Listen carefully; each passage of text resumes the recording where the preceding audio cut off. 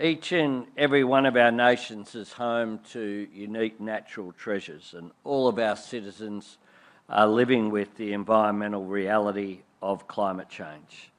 Australians have always known drought, floods and bushfires, but they're more intense and they're more frequent. And as we meet here today, there is a cyclone has hit Darwin with devastating impact on that community in Australia's north. The truth is that climate change carries a human toll for communities battling natural disasters and for those who depend upon the land for their livelihood. It has a devastating impact on our economies. So the argument that somehow you can take action on climate change or support economic growth is a false one. We need to deal with the challenge of climate change in order to ensure that our economies can grow. It is critical that we embrace clean energy, and this represents a generational economic opportunity. The G20 enables us to bring global ambition and global cooperation to this task. And the vital message that we must send to the world is that action on climate change is not a matter of asking any nation to forego the jobs, prosperity or security that its people deserve. It's about working with every nation to power the next generation of economic growth while protecting the environment for generations to come.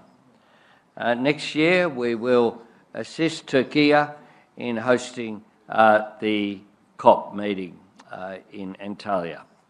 And we will work constructively to ensure that there are positive outcomes. South Africa's prioritisation of disaster resilience during your G20 presidency reflects the pressing need for collective action. And Australia is proud to be matching our words with actions. At the UN in September, I announced our new 2035 emissions reduction target of 62 to 70% by then. Our target is ambitious, but importantly, it is achievable. It provides the certainty for new national and global investment in jobs and industries of clean energy. At home, Australia is investing in our Disaster Ready Fund to support communities devastated by these natural disasters.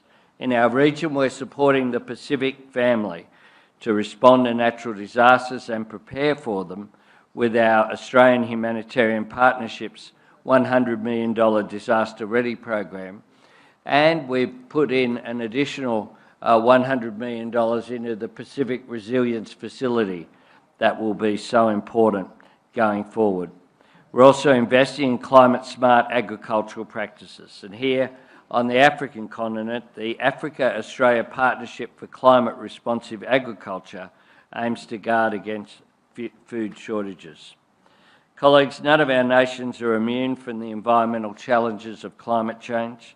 All of our citizens can benefit from the opportunities of clean energy.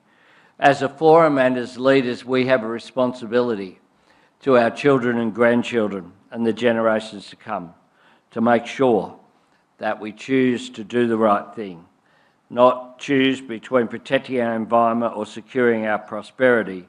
We can do both, and indeed we must do both, because each depends on the other.